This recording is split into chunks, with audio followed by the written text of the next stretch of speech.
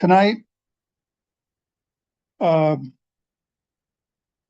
Bartlett and Dr. Elizabeth Marder join us to present Poisonous Mushroom Outbreak, the State Health Department Perspective.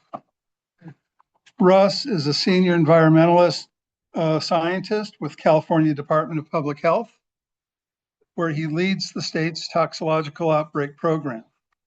Elizabeth is a staff toxicologist for the Toxicological Outbreak Program.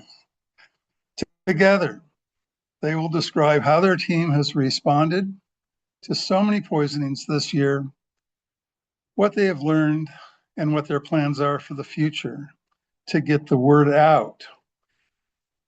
A little background, this year has been unprecedented. There have been 49 and maybe more poisonings since November. The first 35 were Amanita phalloides poisonings. And I think the last phalloides poisoning was late December. Is that right? Or was it early January? I mean, we had some in May, but yeah, it was late. It was early January. Early January. Early January. On January 18th, it was reported then that a family of 4 had eaten Amanita ocreata in Sacramento. And then there were 2 more ocreata poisonings. I think the last was in mid-March. And that's when we pretty much saw the last of the, I haven't seen an Amanita ocreata since March. All of a sudden, and this is the unprecedented thing that is happening or just ending right now. When was the first Monterey? Okay, so April 14th, there was a Amanita phalloides poisoning in Monterey. And that was really the start of a huge regional, very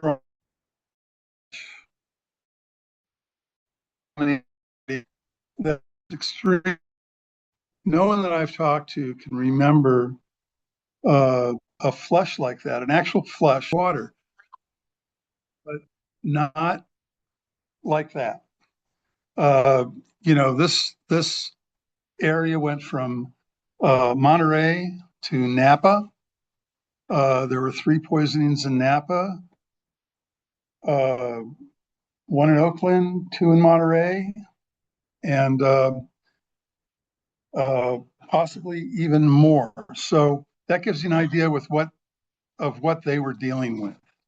So with that, please welcome Elizabeth and Russ.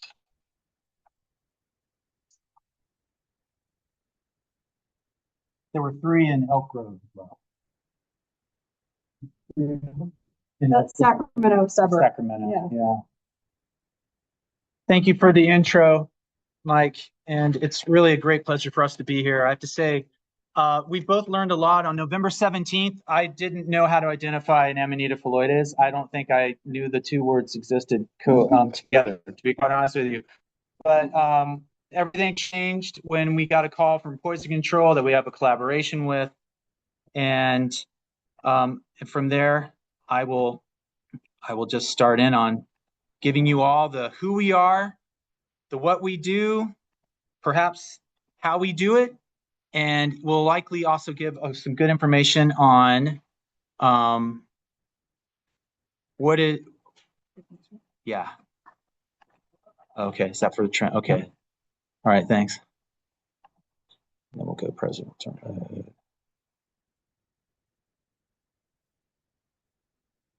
Where's that presenter at? Okay, yeah. Cool. Should automatically. Yeah, right. All right, good too. Okay, again, my name is Russ Bartlett. Just to reiterate what Mike was saying, I lead the Toxicological Outbreak Program. This is Elizabeth Marder, Doctor, PhD. She's our staff toxicologist. And we're going to try not to bore you with too much bureaucracy. that's our job to deal with on a daily basis. So I would hate to do that for you, but within the California Department of Public Health, we work in this environmental health investigations branch, which does a lot of great work for the state. So they see all of this. Oh, okay. Then I'll just go. You have to reverse this one. Yeah. Just sharing the screen, you share the screen behind, just reshare. Oh, no. We want So, the notes. so Yeah. they see that, so Oh, yeah. I think it was. You just share the other screen. It was all.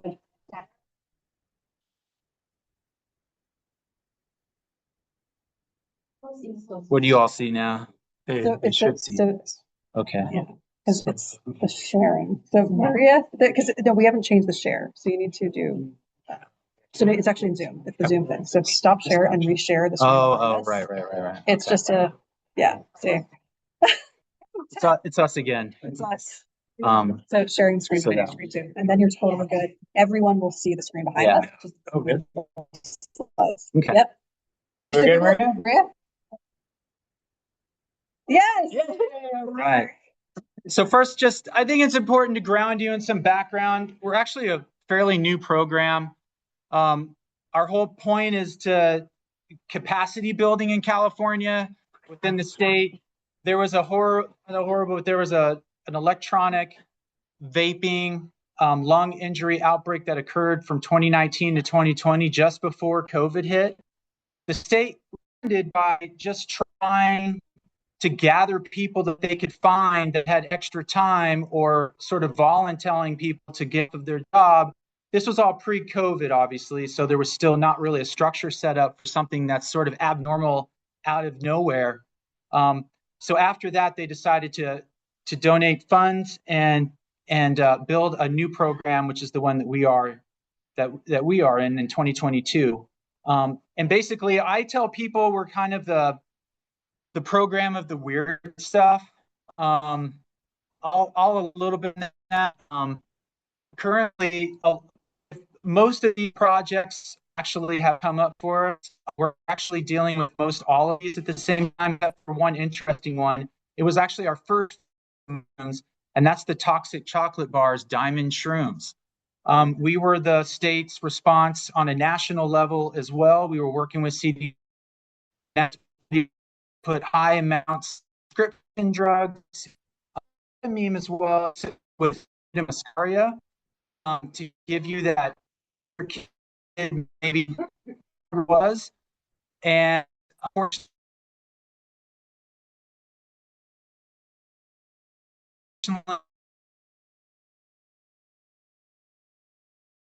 some deaths, not in California, but outside. We had cases in California, but just so you know, I guess type of outbreak. But the other four on there, obviously one you're very familiar with.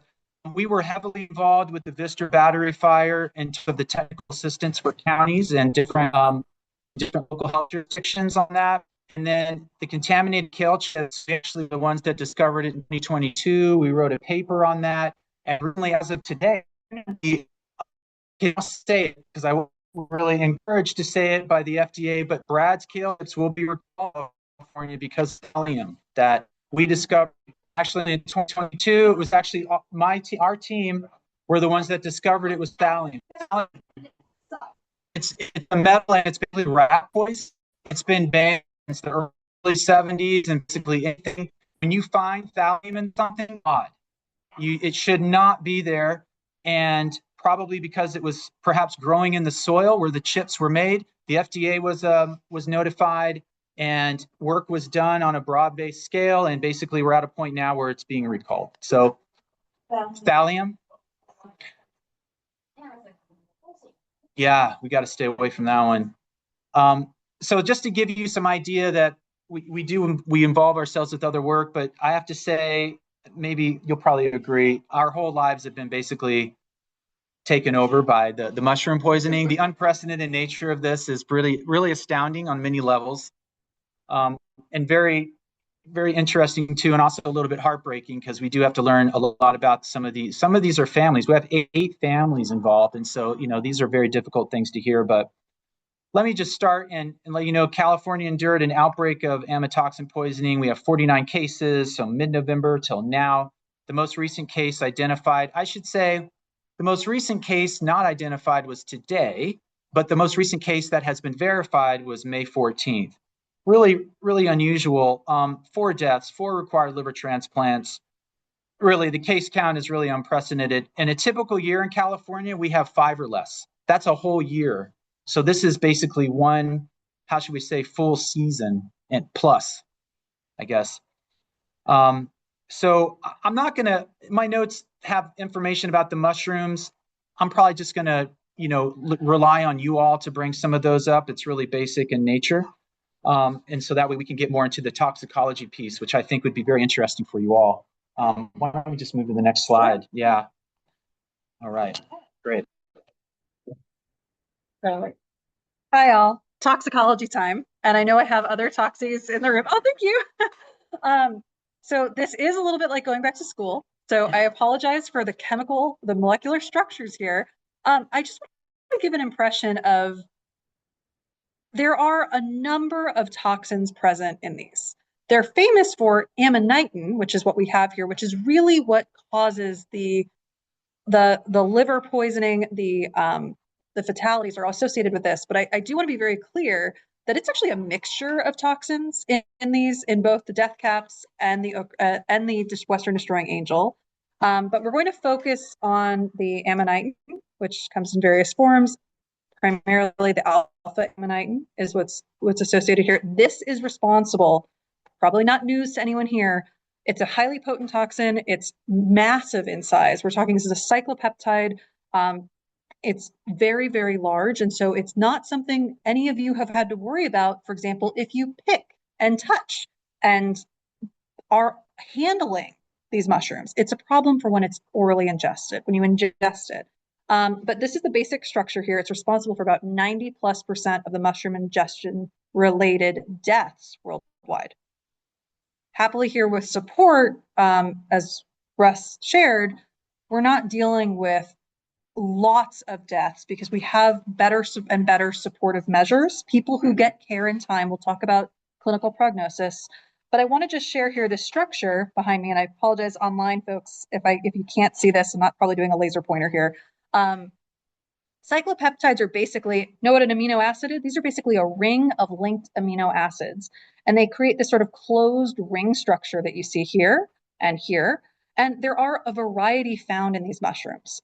Each can be found in the amanitas, both the amanitas, and these are, I think the easiest way to do it is compare it to something. I know everybody loves it, like when we say like, oh, a drop in a swimming pool, but the reality is molecular weight of these is something like at least 2 times our average drug. It's like 5 times the size of a caffeine molecule. This is a big molecule, big compound. And it's, everyone here has heard this spiel. I don't think you need me to say it.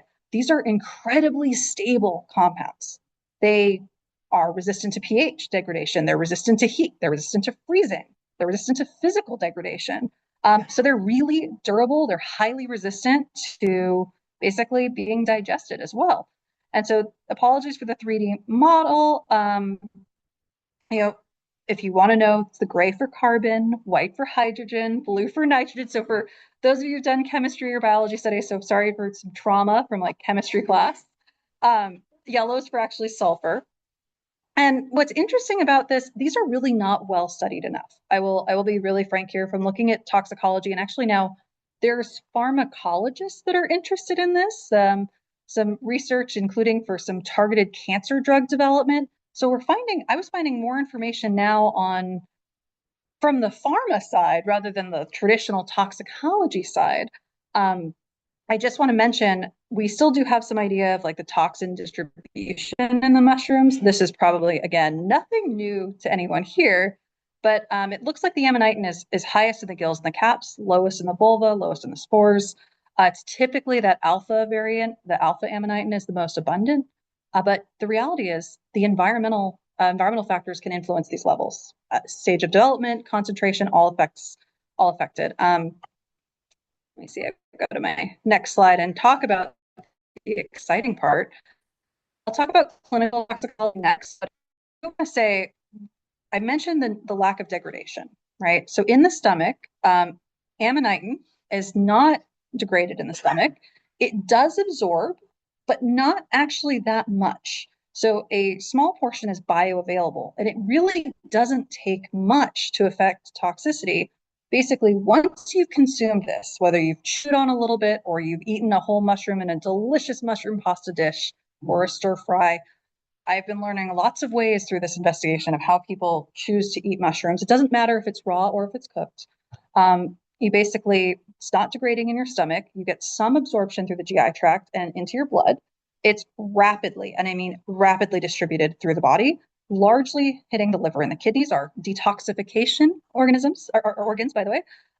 They don't actually bind. These are huge, right? They don't actually bind to our, say, circulating proteins. They don't undergo metabolism. Again, think about how big these are. And excretion happens really quickly, like within hours. So you're already, one of the reasons the cat showed us the demo with, for those of us in the room, the amatoxin test, the lateral flow immunoassay, one of the reasons that can work quickly, early, maybe even before people have symptoms, is that you're already excreting this in your urine within hours. So you have some elimination via the fecal route as well. But roughly what we've seen is you have kind of our initial symptoms are gut-based. You might think you're fine, say 6+ hours later. There's some debate, and I think this is really interesting, an area of, for those interested in the talks, there is kind of more understanding now of the certain kind of transporter that's bringing this toxin into our cells is actually, we know it's really present in the liver cells. It's one of the reasons this particular transporter comes in and targets and damages, causes basically the death of the liver cell ultimately. Well, it's also apparently present in cells of the mucosal lining of the gut as well. So we can look at expression now. People are doing cell culture line work and looking at different organ cells and where this transporter might be present. And sure enough, liver, kidney, and stomach. So we're seeing that maybe some of that initial cytotoxicity, but the reality is there are other peptides, there are like the phallotoxins. There isn't exactly great work indicating which mixture of the toxins contributes purely, or personally, from what I've been learning, I would love to have a discussion with anyone who knows more. It looks like it's likely a mixture of contribution to those initial GI symptoms. So it's really interesting. This is an area of evolving knowledge. And we're learning this from veterinarians who are treating these and doing necropsies on animals where they see damage, human clinical work, as well as, like I said, sort of this traditional toxicology, kind of like the cell culture. What are we learning, in the lab, not with whole organisms, but with cell lines, for example. And it is, unfortunately, I think, understudied. But we are seeing, if you knock out, for example, that transporter, you lose the liver toxicity. You don't, those cells live. So it's a pretty strong indicator. Oh, okay. Pause. Family time. No, it's okay. I'm doing great. Oh, well, if my boss says I'm doing great, guys. Question. Yeah, no, I'm open to questions. For the treatments that people have been getting, is it advanced enough where they know how to knock those out? So we're getting there. And actually what happens is silbinin, one of the treatments, actually targets that, blocks that. The milk, yes, I'm going to go over that, but yes, exactly. So some of these treatments, the reason why they work is they work on this mechanism. They affect that transport. So it's really interesting. We're learning a lot more, but ultimately the reason that while this is happening in your body, essentially you have these cells, whether initially maybe the stomach, definitely in the liver, the amanitin is actually actively brought into the liver cells. And so that transporter grabs it, brings it in. Once there, it really goes straight to something you may have heard of, not DNA, but RNA. This enzyme RNA, this nuclear ribonucleic acid, polymerase 2. And basically it binds to that enzyme and it facilitates messenger RNA synthesis. I'm sorry, all the bio words. Basically, bottom line is it's what allows those liver cells to do everything important. Metabolize those carbs we all just enjoyed back at the table. Thank you again. Synthesizing proteins that we need to do things like, maintain blood volume, allow our blood to function and carry those important plasma proteins around. Those vitamins that we need, producing bile, for example, and detoxifying. So basically to do the function of the liver we need to continue to survive. Without it, our organs don't function. And basically what's happening is all of this starts happening within hours, but within days, your liver cells start dying immediately, right? But within days, you've lost enough to start losing function. And that's where we start to see this. If people especially have not presented for treatment, maybe they think they just had an upset stomach, they're fine. All the while if they've had enough of a dose, they're getting liver injury, like more progressive liver damage. And it can lead to multiple organ failure at that point. And it's really not a pretty death. And people can die within a week, up to 2 weeks, typically. And the one thing that's really important here is if there is no intervention, the toxin just keeps moving, right? It's not fully excreted. It's moving between the liver and the intestine. It's called enterohepatic circulation. You basically have it moving around, re-injuring you, increasing damage each time. And if you're not, even a simple thing like hydration can increase a patient's chance of survival. Odds are if you're feeling this badly and you aren't getting, say, IV hydration under medical care, you'll have death due to liver and kidney failure, essentially. I do want to say I don't want to spend too much time on this. I'm not sure how much time we have. But you can have, I don't know how much people are interested in this, and if it's just too much, please let me know.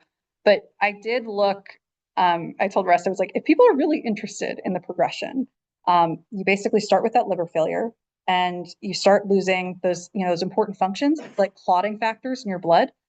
So you also start releasing things like procoagulants from these damaged liver cells, and you basically can have severe bleeding, internal bleeding. It's not pretty. You can start to have neurologic manifestations. People are getting very sick very quickly. It can be like a secondary outcome, but you can also, once your liver starts to go, you can have coma, convulsions, you name it. You also have one thing, if we're normally producing protein, you might not be familiar with, our liver is constantly working, converting ammonia, which is a byproduct of when we metabolize protein, which hopefully people are eating, kind of important. But it's actually neurotoxic. So without our liver functioning and converting that ammonia to urea, we can actually get ammonia poisoning. And so blood ammonia levels rise, and people can become encephalopathic. So again, really, really not good. Brain swelling. Sorry. Yes. Let me translate. Sorry. PhD mode. You gotta smack me every so often and remind me. No, it does not. No, it does not. That would be a far more interesting, but you can appreciate this is not an easy process to go through as a thinking organism. And the reality is most of the amanitin is actually being excreted through our kidneys at this point, and you can also have damage to your kidneys as well. So again, what I want to emphasize here, you all know this, you don't need a lot of this. You don't need multiple mushrooms. It might even be as little as a part of a singular mushroom could be enough to trigger this process. And that's what, for me, honestly, as someone in toxicology, the dose makes the poison has been thrown around way too long, but the exposure makes the dose that makes the poison. So the one thing we can interrupt here, I can't do much once someone has already ingested these, we can prevent exposure. So the exposure makes the dose that makes the poison. Where do we intervene? It's a lot easier to intervene between exposure and dose than it is between dose and this kind of toxicology. What this looks like clinically, I've got this sort of summary here that poison control is very familiar with. I will say there are variations. We'll talk about who's been poisoned in this outbreak so far. Children as young as toddlers, all the way up to folks in their 80s. So you can imagine our physiology is different, our overall health statuses are different. So some of the effects in people's prognosis, it's not just the actual dose, but it's who they are, what developmental age they are, their overall health, anything else they've ingested at the time. But it's just even a piece. I just want to make that emphasis. So extremely potent, same kind of point. Within 6 to 24 hours, you're having these sort of GI symptoms. You tend to recover. That's the sort of insidious thing here. Who hasn't had a bad case of food poisoning? Like 1 in 3 Americans has food poisoning like every year, something like that, some degree. Freely admit, been there. But what I want to emphasize here is, you get better. And you're like, okay, move on. The liver damage is happening in that honeymoon period while you think you're getting better. And that's what has led people to be in this outbreak released from the hospital, not recognized as, and unfortunately that in that scenario, someone died. released out of the hospital, out of medical care, returned later, far worse. So I do want to emphasize the importance of understanding that this mushroom consumption could be associated with this kind of like honeymoon period. And basically within 2 to 4 days at that point, you've moved past the point where you have significant liver injury and can be moving towards basically death without intervention. And these non-specific symptoms are hard. I mean, who hasn't had a GI illness, a viral illness, a classic case of food poisoning?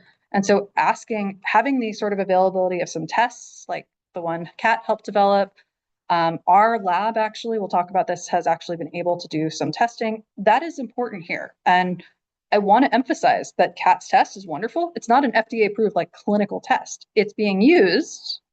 Sorry, I'm just calling it Kat's test, but the amatoxin test. I give you credit because you're sitting in front of me and you helped develop it and I read your paper and talked to you about it. But that's what makes this so hard. It's a diagnosis for the clinicians of exclusion. And imagine we're talking about the entirety of California. In a given year, there might be cases of people hospitalized with this. Do you think this is something that doctors are normally trained in? Other than those working with poison control, asterisk, because Kathy's in front of me. Yes, other than those working with poison control or someone who's treated this before. So the reality is most physicians in California are not familiar with this, and they're not mycologists, usually by hobbyists. So that it's a diagnosis of exclusion is really hard, especially if someone presents so ill that they can't necessarily be interviewed. Yes. How is the diagnosis in Europe where it's endemic? That is a great question. I would also argue. Yeah, it's endemic. It's, well, Ocreata is endemic here. Great question. I'm actually not that sure. My understanding is it's very similar. It's not like I don't think they've adopted a clinical test for this either. But They do. the pharmacist can ID mushrooms. So we're back to that. So we're back to the same point about they have a mechanism, an education, an institutional system that interrupts that exposure to dose, prevents people. Hey, I have, like in France, one of my friends, I asked her and she said, it's absolutely true. You can take mushrooms to your pharmacist and ask, is this going to kill me? Yeah, Basically, yeah. they're trained. And so that's incredible. We don't have that here. I wish we did. Well, you all are now acting as that, unfortunately. And I can't, we'll talk about that, but I can't tell you how much I appreciate the knowledge of people in this room and your colleagues and helping with this. Because again, I'm not a mycologist. I've had to learn quickly. As my team, but there's also no specific antidote. So someone was asking about the antidotes. There is no true specific guaranteed antidote. We're basically trying to support the body and protect that liver injury from getting worse. There have been back and forth, we typically think toxicology, someone shows up, try to give them things like activated charcoal, classic. Not going to be that helpful here unless you get it really, really early before that initial absorption. And usually by the time someone shows up, right? And so I just want to emphasize, so no standard clinical test. You have non-specific symptoms at first that might get better. You can start to appreciate how a clinician presented with someone. It's really challenging. And I obviously am not a clinician, I'm not an MD, but it's really challenging. So You don't think to say, I need a mushroom to them? not in all of our cases. Yeah. So there, Kathy is the authority on this. You would think. Yeah. Just ptomaine poisoning, they used to call it. Oh. Food poisoning. They don't know. They don't know, they haven't made the connection. Because nobody would, I don't think, intentionally eat a poisonous. Well, there are people. who Unfortunately. actually do. A lot of people, it's not maybe in their thought process. What they ate was a problem unless somebody raises the question. Well, and also, what if you weren't the one to prepare the food? Yeah. So maybe if you're well, that's to our knowledge, I'm going to put a big asterisk here. These are unfortunately, oh, this sounds terrible. All of our cases, to our knowledge, are accidental consumption. And I will say, I want to mention our lab, we'll talk about this a little bit later as well. Our lab can actually identify the toxin in urine as well using more traditional analytical chemistry methods, and actually have done that for cases in this outbreak to verify urine was delivered. They were able to verify the amanitin in the urine. And because it wouldn't be a toxicology section of a talk without mentioning something called lethal dose. If you're curious, the lethal dose is probably for humans somewhere around like 0.1 milligrams per kilogram body weight. What the hell is a kilogram? 2.2 pounds per kilogram. Essentially, somebody who weighs about 175 pounds, I'm just going to pretend I weigh 175 close, could die from as little as, 7 or 8 milligrams of amanitin. So what, obviously the mushrooms, you see examples here ranging in significantly in size, but typical amounts in a given mushroom could be 10, 15 or more milligrams. So you don't even need to consume a whole mushroom or the whole cap to have a lethal dose. Yes. Spores have any effect, so gametes and spore prints over the island. If you breathe, then they can They could, but the amount, so Kathy can answer this, but they're, yeah. The only spore toxin cases I'm aware of are people who are usually manipulating pump bottles when they and that large load of spores that they inhale in their surprise wind up causing a kind of a inflammatory pulmonary reaction that can last a long time and maybe even hospital care. But the amount of the amatoxin in the spores is small. Yeah. So you're unlikely to get a You'd have to. toxic dose. You have a lot of liver cells. It takes a lot of liver cells to die before you die of them. And that's why that uninterrupted cycle of the amanitin continuing to hit those liver cells to move around in that with that ingestion is what there are, interestingly enough, actually some of the same transporters in lung cells.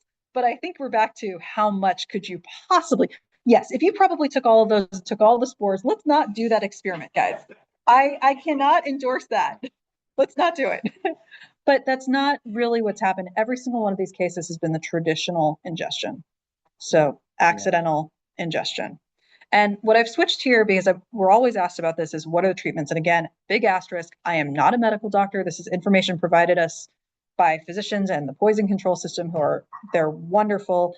Anything bolded on this list were the most used treatments in this outbreak. And we had a number of different hospitals and many different clinicians involved, different access, different protocols. I want to emphasize, there typically are not that many cases. Clinicians like to make decisions based on lots of evidence. So yes, I understand and want to get ahead of questions of, well, what about X protocol or Y protocol or I heard? Remember that we're talking about clinicians who are going to do evidence-based medicine, and until they have what they feel is sufficient evidence, they're going to default to what they've been trained on, what is sort of in the literature. So I'm hoping this continues to evolve. But where we are now, our treatments are ranging. I mentioned they're really trying to, if we can intervene before you fully had absorption, great. That's super early, not typically what's presented in our outbreak. IV hydration can help protect those kidneys. It helps clear. You then can continue excreting. If you're hydrated, you can urinate, you can excrete more of the circulating amanitin. Early treatment of that milk thistle derived extract, silibinin, which has been shown to be very effective because it works on reducing uptake. So you can, like Kathy was saying, you have a lot of healthy liver cells, hopefully. Okay, I'm not going to comment on any, consumption of alcohol that I may have observed. Toxicologist, it is a toxicant, I'm sorry. But it does reduce the uptake, which means you've had some hits, but if you can get that soon, and this is where a question about Europe will get that to you very soon. This is stocked in Europe. It's a standard protocol. It's not actually approved for use except for exceptional circumstances. It can be obtained. We did have physicians obtain it, but it's sort of a special use with the company and the FDA agreeing. And you know what? It's not happening that quickly. So in Europe, you would have had it within 24 hours of presenting, where you have had maybe more of those liver cells are spared. That's not happening here. I don't think in any of our cases they had it within a day. No. So that's just something I want to. Silibinin is what? Yeah, silibinin, the milk thistle synthetic. And there were, I think, cases of milk thistle extract used as well. It's not on here. It's low. Yeah. No, you have to have the extract. Yeah, IV. So there are other treatments, including N-acetylcysteine. So again, you're just trying to protect the liver. You're trying to offset damage to those liver cells. Again, basically, we're talking about supportive care. What was I heard one thing is probably just want something somebody tried and it was promising, but there was some sort of, I don't remember, was it kind of dye? Dye, whatever, it's SH, something or whatever, but it's, yes, they were looking at that. But the problem is with all of these that you're already really sick. Yeah. It's a contract stuff. But I don't, it hasn't been, maybe even talk about it. Yeah, so this actually didn't come up for us. It wasn't one that was introduced to me, at least. It may have been considered at poison control or some of the clinicians, and it wasn't readily available, or it had already been from the few cases we typically have in a given year, maybe already kind of decided because people are typically pretty sick, like Kathy was saying, maybe not the best choice when we do have better choices. Even things like penicillin, like I said, vitamin C has been used, N-acetylcysteine is much more commonly used, the IV hydration. And realistically, that intensive supportive care, unfortunately, attempts to sort of spare the liver, like doing basically kind of trying to kind of do organ support, basically try to bypass the liver for a little while, give it a rest. There have been attempts to do things like bile drainage to prevent the additional uptake, the liver to the bile into the body. Basically, what the liver dumped in the bile, can we intercept that so it doesn't get recirculated and go back to the liver? It has risks. So again, we can all sit here and sort of be like the, backseat driver or the, what is it, the Sunday armchair experts. But the reality is clinicians are dealing with some pretty sick patients and they have to make the decision if that's a procedure that, and again, it's not without risk. It's been reported effective in dog studies and a few human studies. I think it's called the Santa Rosa protocol, but it's not without risks. And there have been no direct comparisons. Again, nobody wants to be the experiment of well, we think this works, but we know something else does. So Kathy, please go ahead. Yeah, okay, I can see that.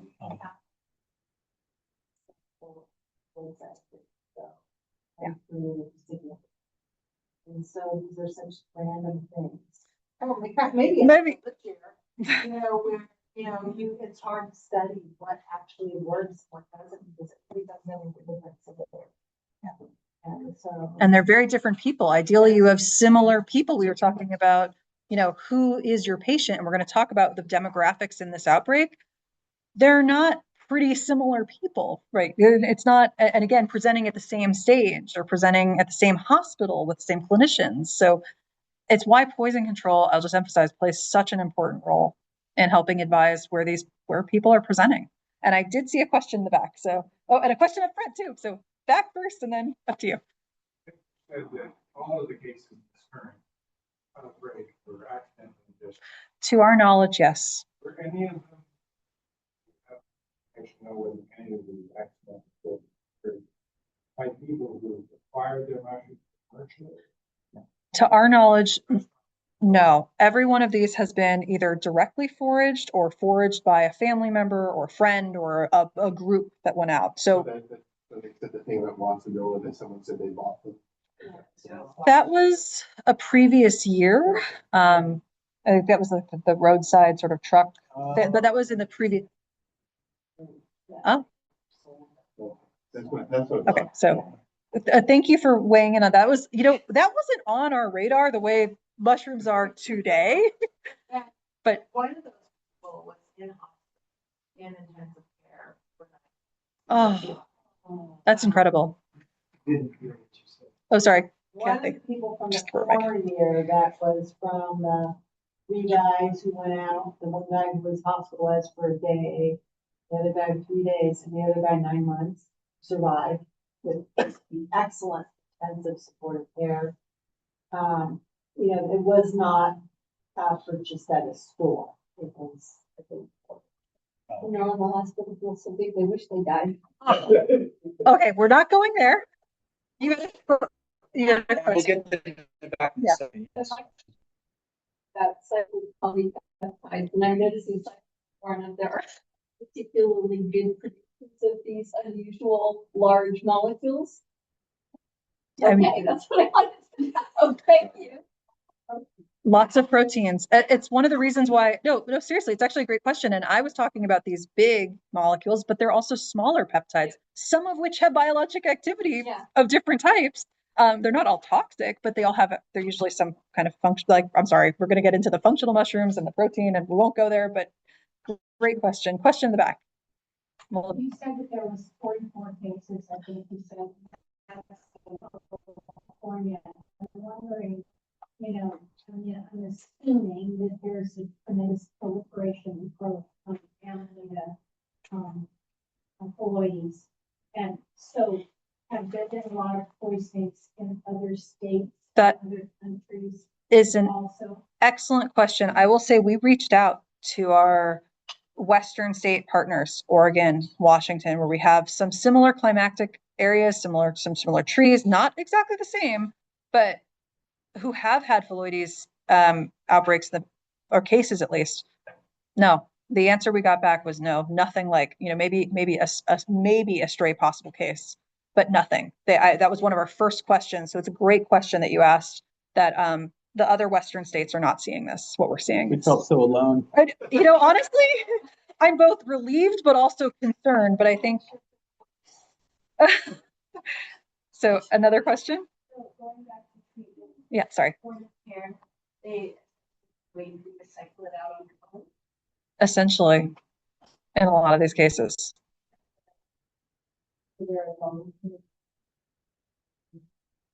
So you have liver damage, may have other organ damage. People who've we've had 4 people so far have liver transplants. That is a lifetime new health condition you have.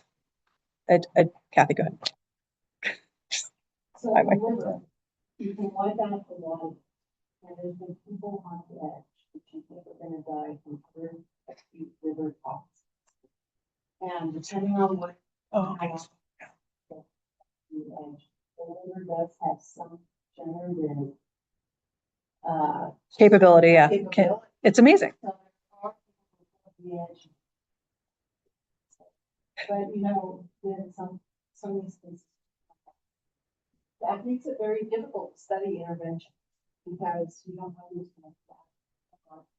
But it is somewhat regenerative once you go over maybe, I don't know, there's a line, I don't know, some other line that cross. Well, and what's important here is this is where if everyone came in with an equally healthy liver with the same dose, it would be a lot easier to make that call.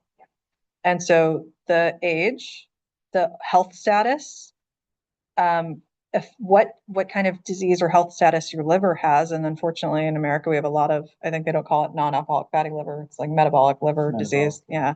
But as well as alcohol-related liver damage, a lot of us are walking around with some degree of liver damage. Not a lot necessarily, but that can also affect your prognosis. So just things to think about. Be as healthy as you can. And I do want to talk about who is affected here, because that's really important to us in public health, because it also, back to that point of, can we interrupt that exposure to dose? Who's affected and where? And one thing we're going to repeat, we do not have perfect information. Our information pipelines on this are you'll go through it, Russ will go through it, are not great. So we're working with imperfect information from a variety of sources, but we've had, as of last week, unfortunately, we have to add perhaps more cases. But as of last week, we had 49 hospitalizations that were confirmed. The age range, as I mentioned, toddlers, a toddler, 19 months old, up to 84 years, median of about 38 years, at least 8 family groups, as Russ already mentioned, and more than 60% of these patients are male.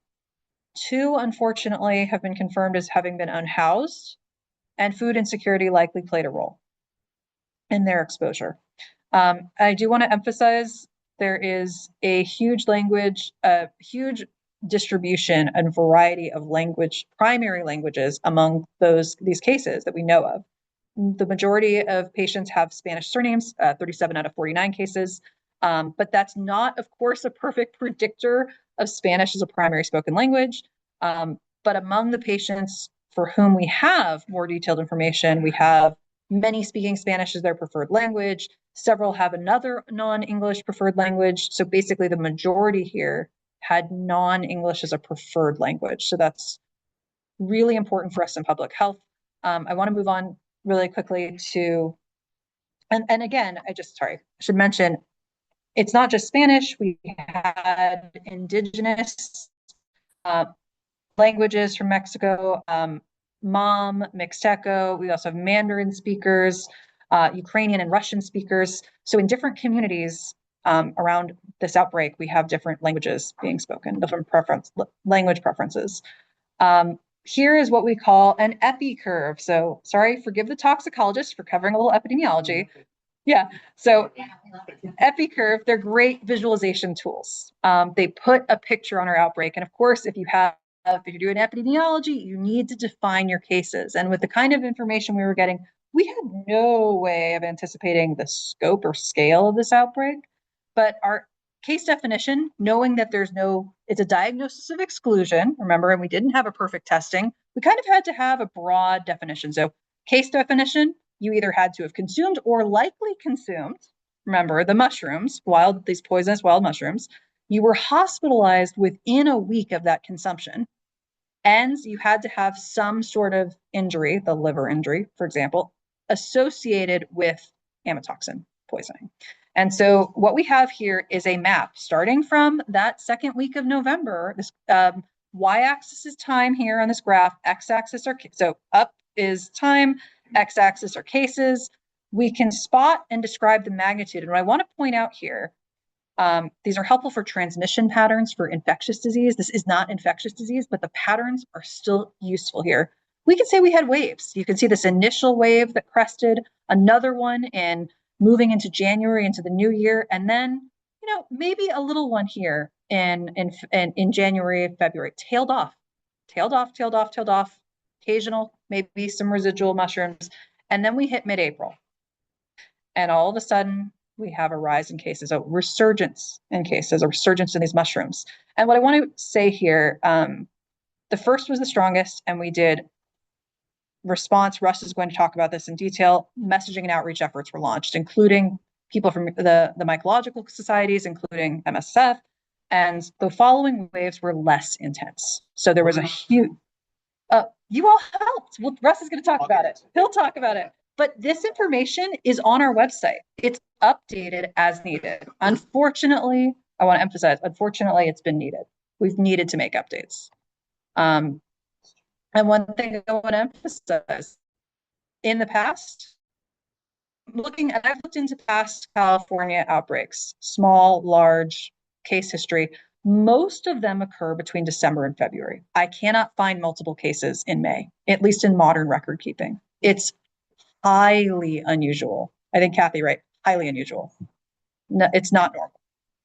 And this is the location. We don't have county of residence. Again, to the imperfect data, this is also on our website and it's updated. So you are welcome. CDPH has a website. We'll talk about it. We have the links over here on the handouts. So we don't have county of residence for all the patients involved. We do at least know the locations of where they received treatment. So we have counties across Northern and Central California, from San Luis Obispo all the way up to Humboldt, all the way east to Yuba and Sacramento. So you all would know better than I the historic range of where you've seen phylloides and ochreata. But this is a very large swath of sort of Northern and Central California counties. So 12 counties. The Bay Area, Alameda, Contra Costa, Humboldt, Monterey, Santa Clara, Santa Cruz, go up to wine country, Sonoma, and like I said, over to Yuba and Sacramento. And San Francisco. Yeah. So Marin, so this is where I'll put an asterisk here. This is the location of treating hospitals. That doesn't mean people did not forage in some of those areas. Think about where your hospitals are located and where some of the bigger hospitals and population centers are. Humboldt doesn't have a whole lot. And Mendocino. So that may be one of the reasons why, where do people go for? So anyway, we don't have full information. We hope to continue to gather information. We don't have, what I want to leave you here with before I transition back to Russ is you should think, we're working and we don't have the crucial information we need to do the best possible response. We don't have it quickly. And sometimes we don't have it months after some of these cases were identified. And I want you to keep that in your mind and think about what a limitation that is for even organizing a response. So I'll pass it back over to Russ to talk about that response. All right. So what have we done? Thank you. That's fantastic. So outreach and ongoing. So basically, one of the facets that Elizabeth talked about in public health is, so a doctor will look at a specific individual. That's the clinician. That's the approach. What public health does is we tend to feel that everyone is our patient. So we look at the entire population as a whole.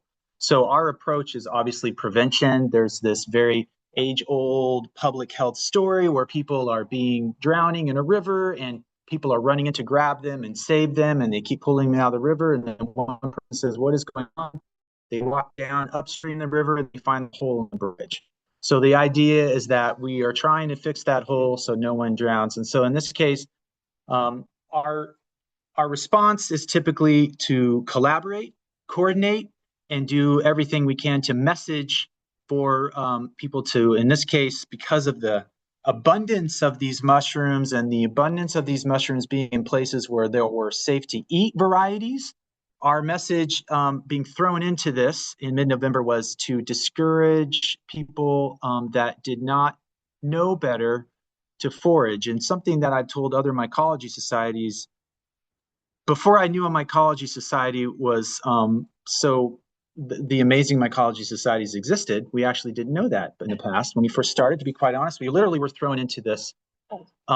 Those messages weren't predominantly for folks like you that study this and know this and trust each other and have a network of social network available to know for sure if what you were doing was correct. They were for folks that unfortunately didn't have that network. So we discouraged foraging. There's a question in the back. Yeah. These victims, members are involved. No. To my knowledge, and this is something that myself and Poison Control are trying, that we are and Poison Control trying to grab, is, were they a member of a mycology society? The answer is no. And I will tell you this, Paul, there have been some cases that say that they are experienced foragers. Yeah. And I think we've all realized that it's a subjective thought. It's a subjective certification that I think you can gain on your own confidence and however that is judged. I will leave it there. And it's unfortunate. Very. It's a really tough way to learn, I think. So I have a couple of highlights on this slide. The K-hand, you might be wondering what that is. That's a California Health Alert. So the purpose of the K-hand is to really provide the information to the clinicians. So these are multi-page technical documents that have a lot of clinical information on there. So physicians can read these, get a really profound idea and context of how to go about treating. And we actually created the first one that's really has the most technical with Poison Control, and that was on December 5th. And we updated these in January, and we had a recent update just a week ago because of all the recent insurgence and resurgence. So when we have the original December 5th one really is the base, and then the updates in January and May. I just talk about that because that's the basis of some of the clinical pieces. But then we've had press media. I think everybody knows this has made the media. I think we've had international news and so forth because it's unprecedented in nature. I think there's a lot of interest in that type of story. You can see on here, but develop relationships and coordinate efforts with mycology societies really has been just fantastic for us. I think what I can do is show some of the PSA messaging that we've been able to. Oh, I chose the Spanish one. Wow. Okay. Well, essentially what we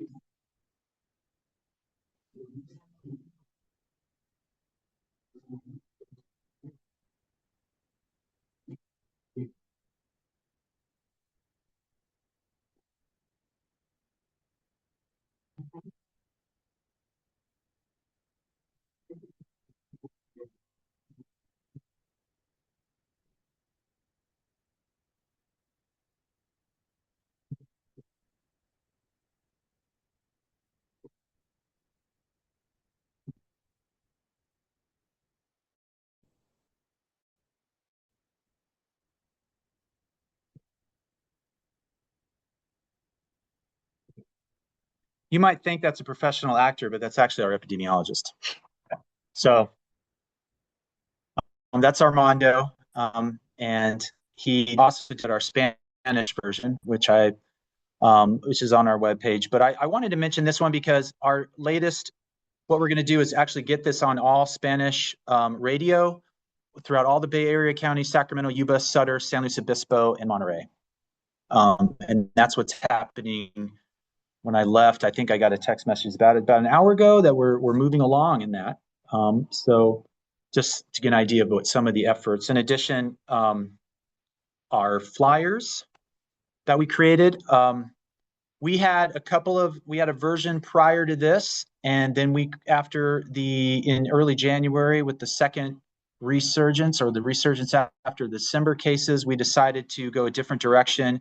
The original ones only had one mushroom, and then in January 15th, we discovered that the Western Destroying Angel, or the Amanita ocreata, was consumed, and that was really because of the amazing connection that we made in early January. I have to say, one of the best things that we did was Dr. Smolin from Poison Control basically connected me to Kathy. And then from then, I was able to send an email to Mike McCurdy. That was the first one. And that was basically the first steps to a coordination and collaboration with 24 now. I think we have 24 in our different mycology societies, from Humboldt all the way down through Monterey, San Luis Obispo, LA, San Diego. This has really been the biggest difference in this outbreak response. One of the best things that I heard was I had a brief conversation with Paul. He asked me, "Did you make those flyers?" And I said, "Well, yeah, our team did." He goes, "I've been posting those all over the state." And these are things, I don't think we mentioned this, but you're actually looking at 40% of my program right here. So we're not large in number, but we try to do the best we can. But getting flyers throughout the state is really not within our wheelhouse. So this has been a big difference in the outbreak response. The ability to go to a thread and get confirmation for what mushroom was particularly eaten by unfortunately, a family. For instance, the recent case in Sacramento on May 11th, we had remnants that the family were able to provide, and basically this was gathered and delivered to Poison Control. I went to San Francisco and got it, and then I was able to take pictures and talk about it with that thread and that group that Kat is on, and Kathy is on, and Mike is on, and many others. And we were all able to collectively understand that, yeah, this is spheloides. You have no idea how valuable that is to the local health jurisdictions that take local action. They want to know, and they want to have confirmation of that, and we get it very quickly.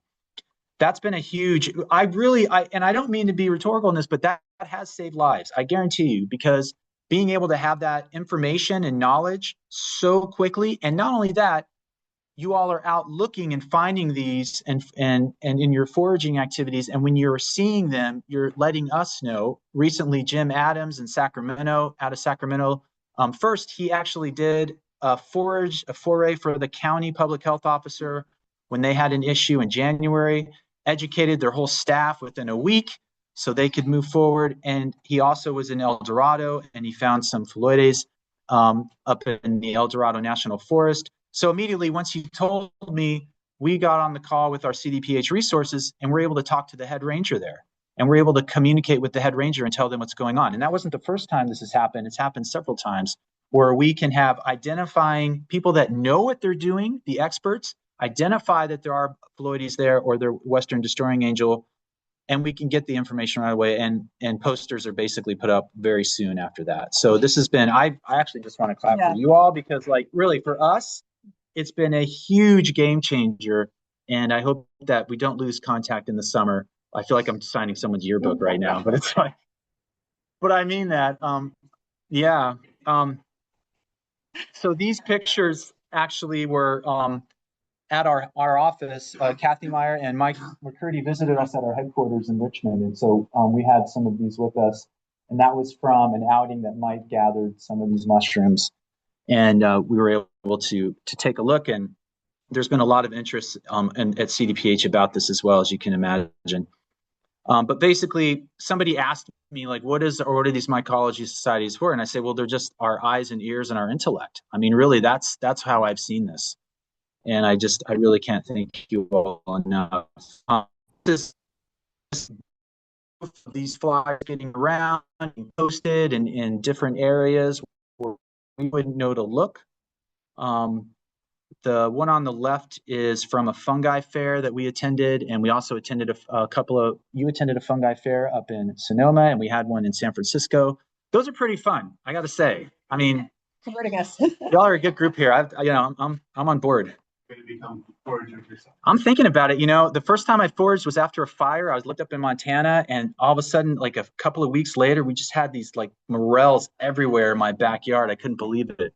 And it was like no one else had found these spots yet. And so I've been a fan since then, quite honestly. And I lost track of it, but maybe something cool for me is through this, I've sort of refound that likeness to it. And I think it's, this is off track and I apologize, but I really find what I think is a connection amongst the mycologists and other people. This is just about how you appreciate nature. I really see it as continued connection, and I just my public health and other self just respect that a great deal. So, yeah. Be nominated for the next slate. Oh, here we go. I just want to. We have some photos of the Western destroying angel, the Amanita ocreata that were found. This was in mid-January. A new cluster of cases occurred in Sacramento. The photos provided were shared actually by the mycology group. And there was strong agreement that it was a Western destroying angel. And interestingly, I think that this was the first time we did some serious sleuthing about this. And we haven't gone back to re-sleuth, but we did find that this was the first time that we will be able to document in the literature of a poisoning case in California that is, well, obviously would only be California, from a Western destroying angel. So with poison control, we're actually creating a publication that will only go up to 42 cases, I think, unfortunately, but it will outline and highlight the whole outbreak up to that point to, I think, is a time of mid-March. And in it, we'll talk about it definitely talks about the 2 mushrooms, and that'll be the first time that's been in publication. This will actually be valuable to kind of showcase that mushroom poisonings can happen with both of these types of varieties. So that's been very interesting from a scientific standpoint. But I can redirect us a little bit. You might be curious, how we hear about new cases. I think that let's just, if you don't know what poison control is about, you probably do some part there. In nearly every case, poison control is contacted by a clinician suspecting amatoxin poisoning. And poison control then shares that information with me and my team. And then I share it with the team. And then I share it with my director's office. And I also share it with the local health jurisdiction. So essentially, it'll come to poison control. Poison control connects to me. We're not all on the same funding stream, bureaucratic stuff. Don't worry about that. But essentially, on the public health piece, we do the case investigation and we collect information and data from poison control as they can get it. It's also not really easy for them to get some of that crucial characteristics and demographic data. You have to really you have to go back and contact the clinician and the physician. So I can go into more detail. This basically is our current stream flow of how we get information. So it starts with the clinician, goes to California Poison Control, goes back to me, then it goes to a hospital, then it goes back to me.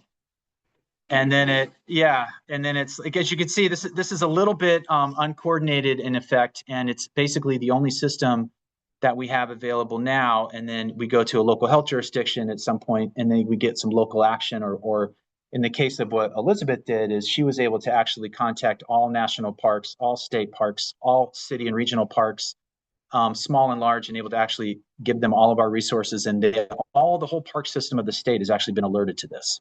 That was in January, right? Yeah. That we did all that. Yeah.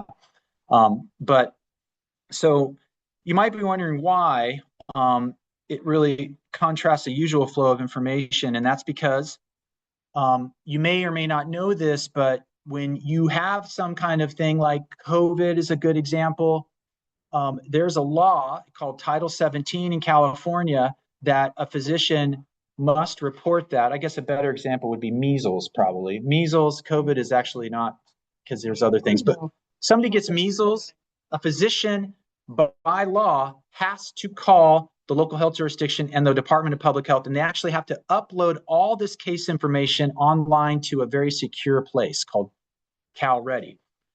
But Amanita poisonings don't have that. And when there are things like that set up, this is the flow of information. This is what it looks like. Much easier, much more streamlined. And basically, my team and I will have an opportunity to go into CalReady and just grab the cases. In fact, when they're uploaded, it alerts us. So there is no calling back and forth. There is no trying to reach poison control, trying to reach me trying to reach poison control. Poison control, in this case, gets to do all of their great work and help physicians and help clinicians. And we do our public health side in case investigation. And as an added bonus, we actually will ask the physicians to collect all of the information we need. Like, what were you looking for? Why did you go out? Did you cook with it? Are you considered yourself an experienced forager? What language do you speak? That kind of information, by law, physicians have to basically provide for us. Yes. And what is the preliminary take on that kind of information? What you mentioned a couple of them were, what are these people thinking, or were they telling you about? Oh, the majority, great question. The majority of people that we have that information for, they honestly thought it was a different mushroom or a mushroom that was similar from what they grew up with in their home country. Yeah. There was that article in SF game which was very helpful about tourists. He said, like, he was tourists. Yeah, I have to say, hats off to Dr. Craig Smolin. I talked to him about that last week. He actually told me he reached out to the reporter to get the name change, to get the title of the change. So I really support. I think he's, Craig is of many things. He's very attuned to that too. Yeah. To change this? Oh, you don't need to. Okay. We are on it. We actually, no petition needed. We have actually started this months ago, and we are in the process now where last week we had governor office approval. We've had all local health jurisdiction approval. Basically, it's just in the paperwork phase, and we expect this will be ready by August. Before the next, it doesn't have to go to the legislature because it is approved by our state health department, the governor's office, and all the local health jurisdictions. Yeah. But if it were to go to legislature, I think they would have support for it. Yeah. So it's going to become essentially a reportable illness. That's right. That's right. That's exactly right. Yeah, there's many.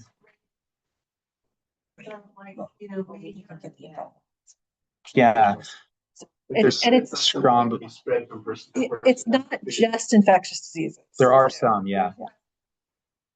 We'll be in a handful of what's considered non-infectious diseases, what we actually deal with, but other programs do. Parasitic shellfish poisoning or PSP. There's domoic acid, which is also a fish-related shellfish poisoning. There's also scrombroid. There's a couple of, so we'll join this. Yeah, you're right.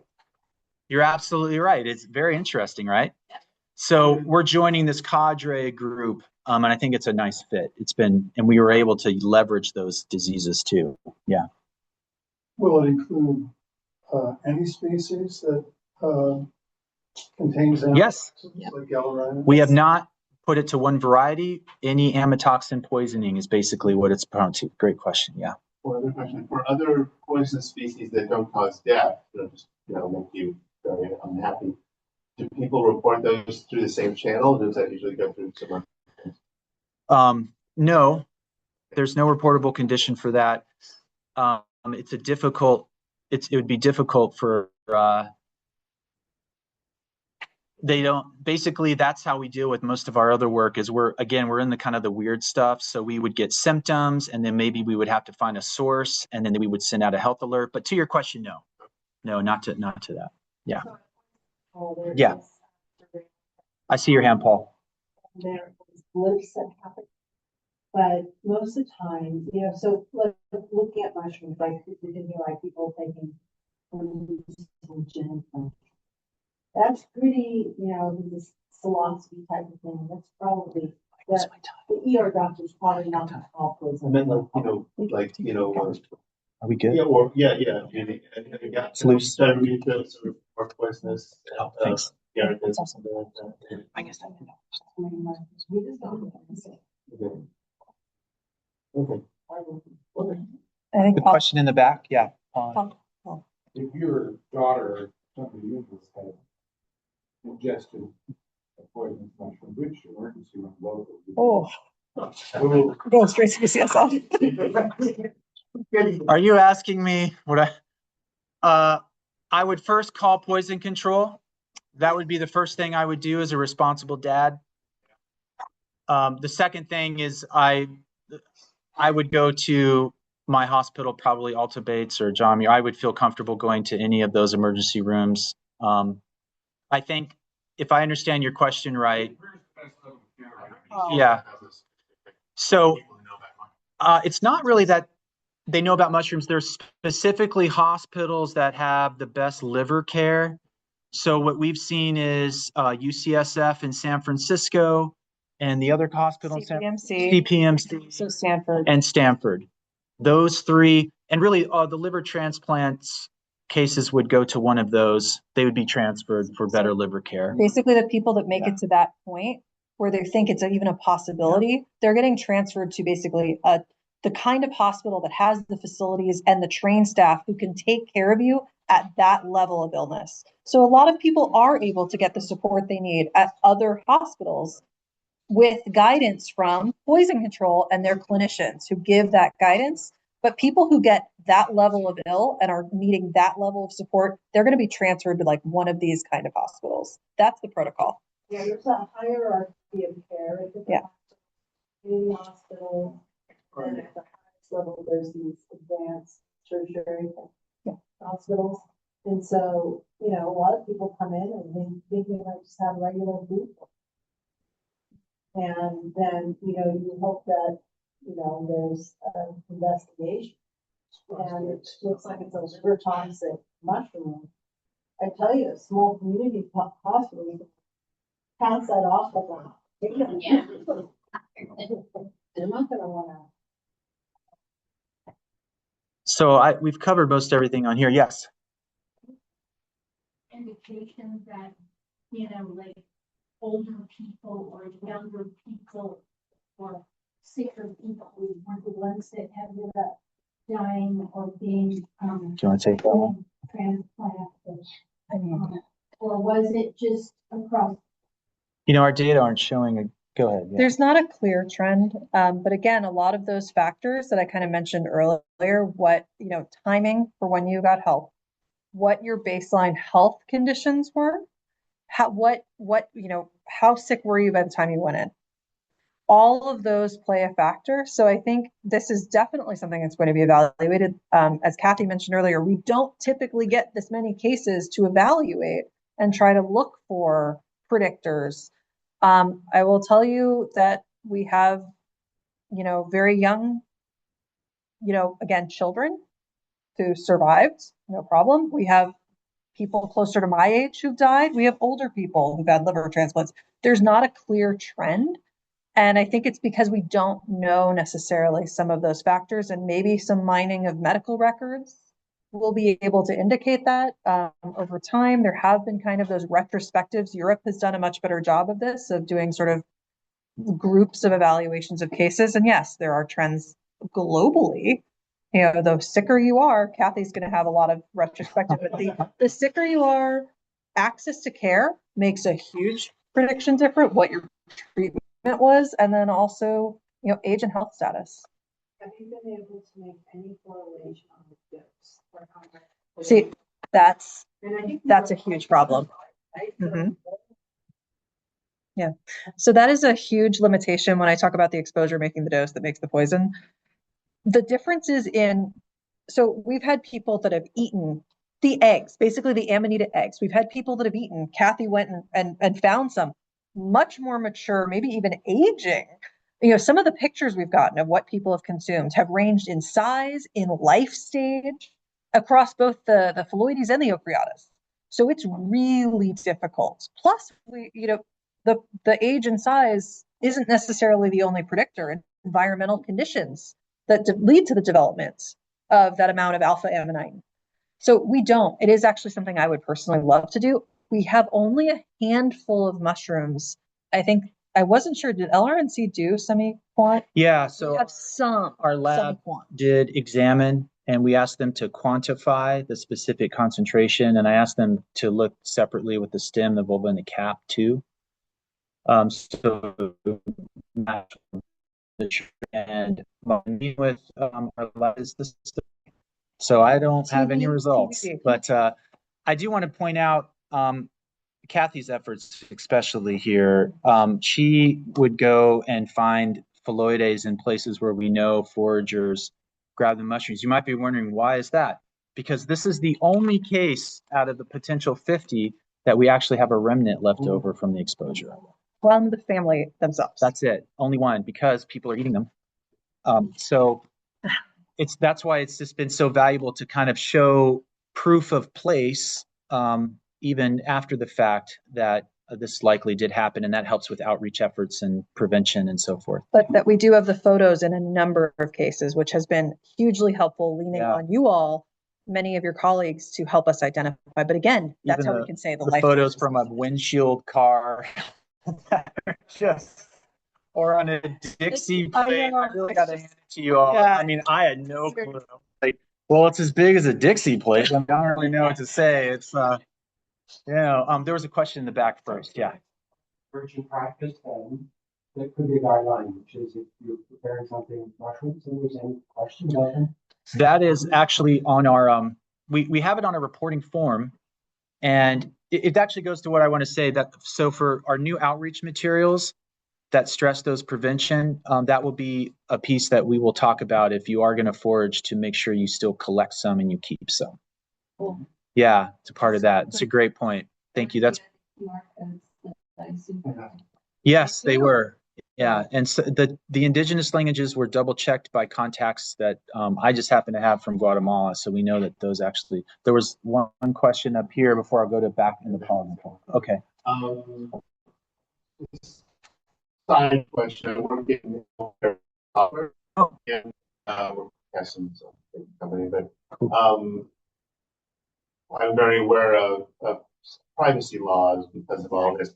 How much is public health limited by privacy laws, and things like that?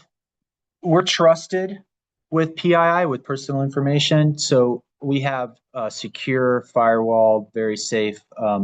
In fact, even the way that one thing that we do in other outbreaks is we have survey collection. That's not really something we can do in this case because they're cases in the hospital or whatnot. But let's say there was an exposure and the people want to talk to us. We'll collect this information in a survey, and it's this thing that the CDC uses, developed by Vanderbilt University. It's called REDCap, but it's all been HIPAA certified. So everything that we have that collects PII, we're allowed to collect it. We're allowed to use it, but we have, as long as we're all take the trainings, we all take the certifications, we all make sure we have it. We both have it, that we can secure that information.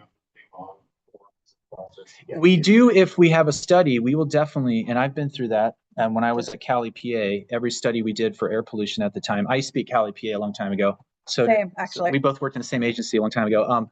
It's called IRB, but it's basically a form that you create to show the beneficence, as well as the fact that you're not going to harm people, and that you give this committee a whole criteria and idea of what it is that you're going to do. And it does take it's a very long process, but because we're the Department of Public Health, we're sort of considered trusted individuals, and we have what is that called? A code of we have it's in the state constitution that we're allowed to collect information. Yeah, so great question. We have the authority to collect the information and to use it. How we use it and what we can publish from it are sort of we can use it and access it. Sorry, I went way long over that one.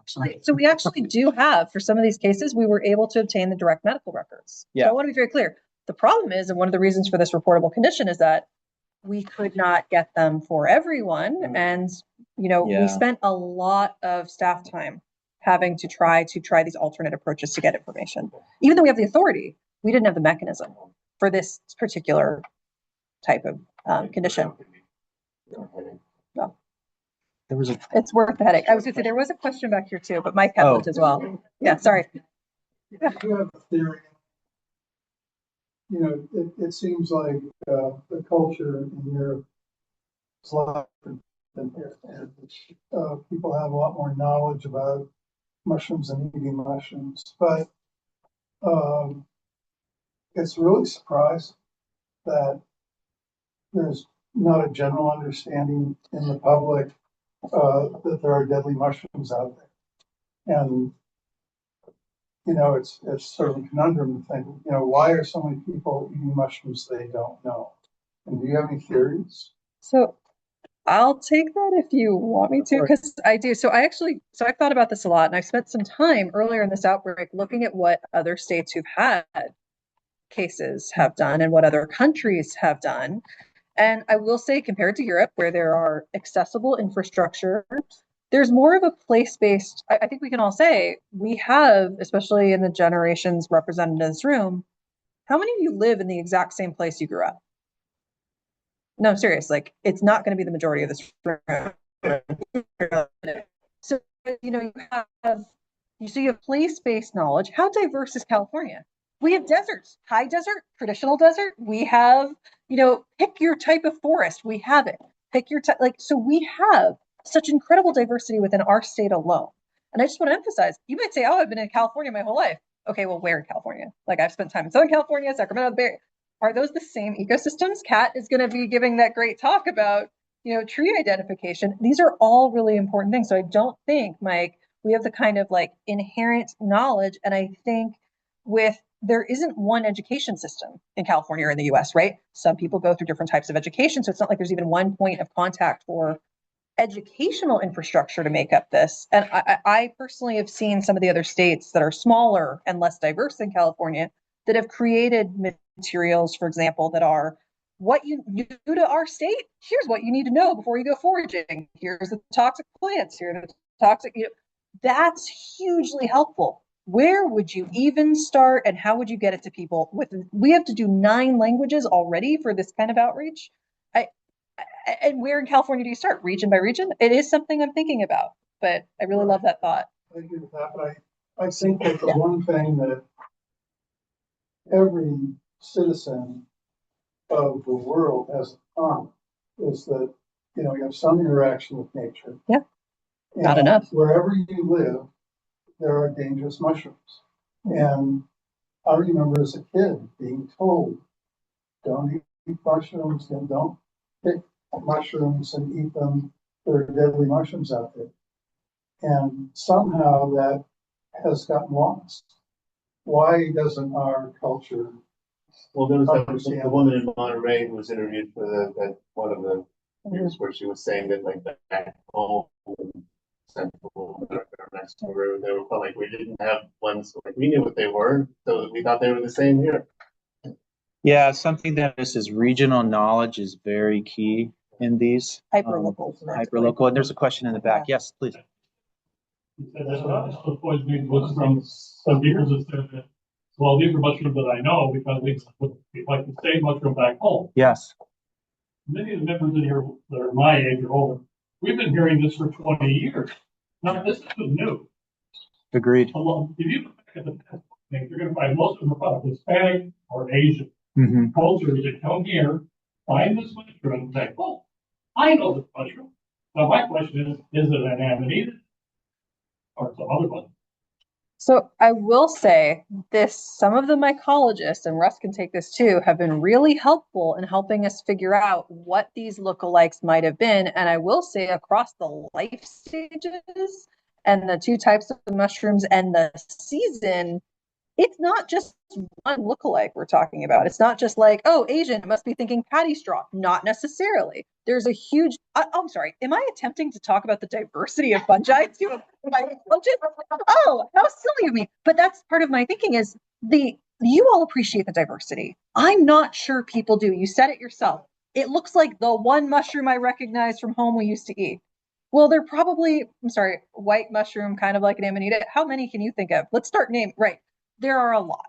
And so I think we're back to not appreciating nature and the diversity of nature and where that's lost and how we can fix that. I'm looking to groups like you as well. We don't have perfect answers. Sorry. Oh, 5 minutes. Okay. Sorry. Questions. I think there's Yeah. another way to look at that. Yeah. It's a little bit nuanced, but I think it's as often or not that they're not looking for a deadly mushroom in their home country. And they come here and there's one there. So it doesn't have to necessarily be a particular species that they're mixing it up with. It's more like they're not expecting it. I mean, these are great questions. I think there's a public health approach to solving this, and we're going to follow it and really, yeah, that's what we're going to be focused on is finding that, where our public health practice can really inform and make those changes, so. They say, watch out for poisonous lookalikes. Oh, they do. Yes. And they go to our web source, the ones with the different languages. Yeah.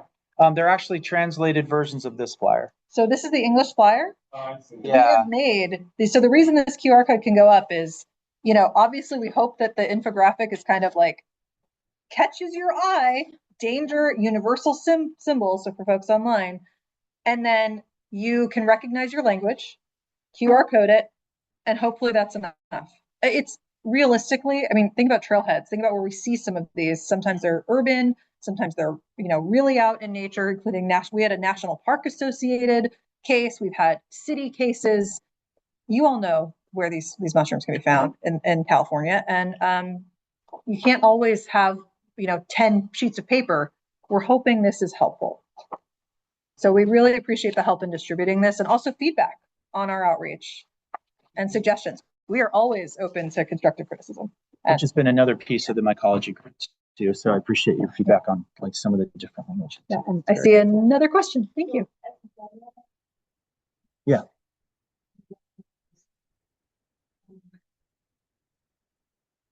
I mean, posting, displaying the flyers and getting them. And not only if you don't, there's other possibilities. They don't have to just be at trailheads. They can be where people gather, community hubs. Yep.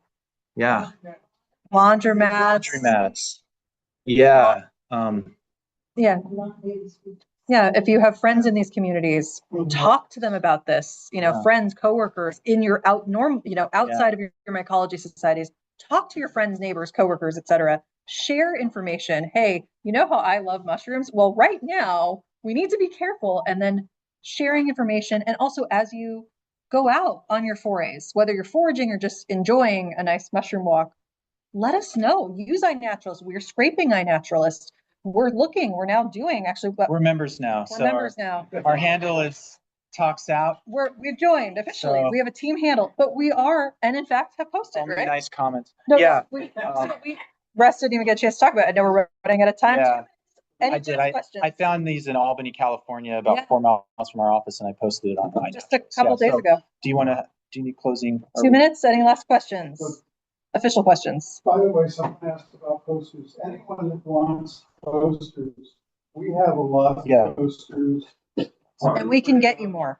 I've got just paper posters that can go indoors. I've got laminated posters that can go outdoors. If you contact me, just go to the website, go to the contacts, send it to the president. I'll send you what you need, and 50 or 60 or whatever you need. And we can print more. And and just we appreciate the information sharing and knowledge sharing. I can't tell you the learning curve on this was very steep for us. We didn't have any mycologists on our team. So thank you. I am indebted to you all in this response, your colleagues. That's it. Thank you. Thank you.